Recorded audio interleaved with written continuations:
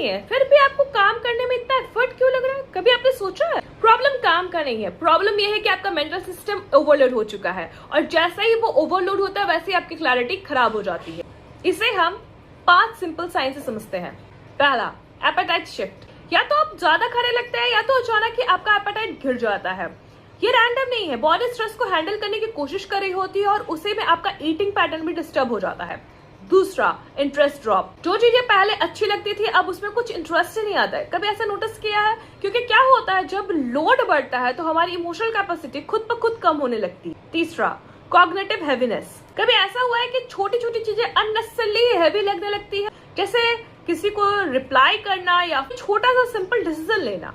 ये इसलिए होता है कि आपका ब्रेन किसी भी छोटी चीज को बहुत ज्यादा सीरियस लेने लगता है। चौथा, स्टार्ट रेजिस्टेंस। काम बड़ा नहीं होता है लेकिन स्टार्ट करना ही हैवी लग रहा होता है। आप जानते हैं कि आपको ये काम करना है लेकिन सिस्टम उसे पुश ही नहीं करता।